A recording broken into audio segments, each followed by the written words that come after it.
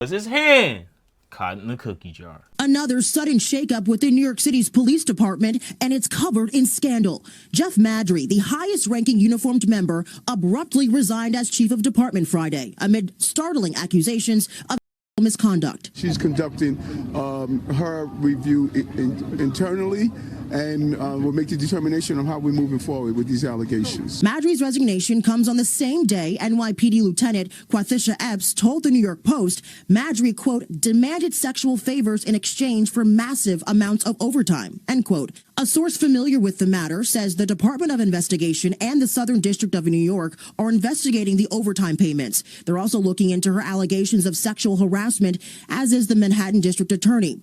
Meantime, Landreau says he's unaware of any investigation. But when asked why his client resigned, he said the former top cop was already planning to retire soon because he just became a lawyer and will go into private practice, deciding to walk away now amid the allegations. And this is not the first time Madry has faced claims of sexual misconduct. Former police officer Tabitha Foster sued him for a hostile work environment based on sex. That complaint was recently dismissed, but just Wednesday, Captain Gabrielle Walls and her attorney added Madry to a sexual harassment lawsuit against another officer. Meantime, Landreau calls that amendment a cry for attention. It's obvious that there's a lot going on in the situation. It seems like the investigation is still going. But one thing I will say is that I don't know if the woman involved is completely innocent either, because it sounds like she was like taking bribes, like she was okay with it. Like, how are you not noticed you're getting all that overtime? I just think that there's a lot going on in the situation. It sounds like it was like a deal on both parties, and there might have been like an investigation going on in the background. Maybe that's why she resigned. I don't know, but what I do know is I don't understand why people act like the people that they see at work are the only people that they can ever talk to in life. Like, there's so many other people that you can talk to besides the people at work. Why would you sacrifice your job? It's like, when you go to work, you're sacrificing money over the potential partner that you could get at work. Like, you have to choose. You can't do both. Listen, this is like a situation where like power corrupts. How does the expression go? Power corrupts. You know what I'm trying to say. So in this position, this man had power. So am I surprised that an NYPD officer committed an abuse of power? Would you be surprised if I said I'm not surprised? No, I'm not surprised. So whenever he got into position of power, he used that to get what he wanted, which was the cookie. The cheeks. The cheeks. All right? I mean, that's what he did. But going back to what you said, do I think that she's completely innocent? Absolutely not. There's always three sides to every story. The story she's telling, I do believe that most of it probably did happen. And what she said, he said probably did take place. But what I'll say is this. I think there probably was an agreement that they were both okay with it first. Then for whatever reason, it soured. And because it soured, she didn't use that situation to make him look bad. Yeah. I mean, like you said, she was getting all that overtime. She made almost $500,000 as some administrative person in that position. I can tell you Madry's attorney, Landros Landrew, told News 4 his client denies allegations of any sexual interaction and wasn't even involved in approving Epps' overtime. Going on to say, quote, it's very sad when someone gets caught with their hand in the cookie jar, like Lieutenant Epps, and gets suspended for suspicion of stealing overtime, that she is now trying to bring someone else down with these lies, end quote. City data shows she worked about 1,627 hours of overtime during the 2024 fiscal year, earning more than $200,000.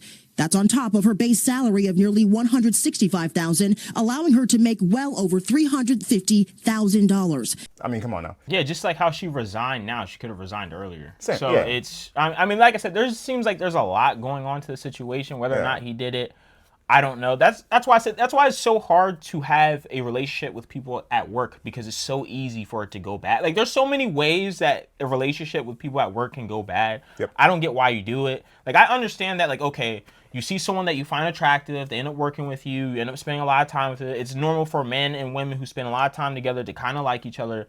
I understand that. But at the same time, like I said, you have to choose one. Do you want to choose the ass at work, or do you want to choose making money? You can't have both. Hold on. A lot of people meet their spouses from working together. I think there's a way to do it that can work. You typically don't want to do it with someone you work directly with. You definitely don't want to ever do it with someone you work directly for or who works directly for you. But if they're in separate departments or different parts of the building or whatever, a lot of people, I know people that I've met at work who are married or who are dating, were really married. So this situation is different because he was in a position of power over her, of authority, and abused his power to get what he wanted, which is a whole problem. But here's my thing though, because what you tell people to do, people are always going to kind of like do the extreme. Do you see what I'm saying? So it's like, can you meet your significant other at work and things go well? Sure. But what's the probability that things will go bad? To me, there's a higher probability that things will go bad. And let's say you're really into your career. So if you're really into your career and you're really trying, chances are you're going to be promoted. So once you're promoted, then you really can't talk to anyone who's below you then, because then it's going to be perceived as bad. So to me, it's just, there's just too many things going on. I'd rather just keep my hands free and just say I don't want to do it. That's my point of view, and I just think that's the easiest way to avoid stuff like this, because even if you do cross departments and this person's a manager, they could say, oh, well, this manager gave this person a recommendation, that's why she's in that spot. Like, there's just so many different ways that it could go bad. I'd rather just put my hands up and say I'm good. Yeah, listen, I hear what you're saying, but again, and this is all anecdotal, I can think of maybe 3 to 5 people off the top of my head right now just sitting here who work together, who met at work. Well, one of them actually didn't meet at work. She started working there and then her husband came, or vice versa. But I know for sure one of them, they met at work and they work in the same company, but completely different departments. One's in my department, or department I was in, and then the other guy, I don't know what department he worked in. So, but like I said, if you're in the same, and listen, will I say I've been guilty of this? Maybe. If you're in the same, if you're in the same office or department, or God forbid, the same team, yeah, I would definitely advise against that. Now, if it happens, I would just say you gotta do it the smart way. And today's way, you know what, too? It's different now than it was before. You have to be careful nowadays because it seems like everything is just... Yeah, everything's a potential lawsuit. Yeah, is what it is. But little... before, I think before it was natural. Like, it seemed like it was more common. People would meet at work and it wasn't a big thing. But I just think when you have all these lawsuits, you have the big Me Too movement where you have people... And listen...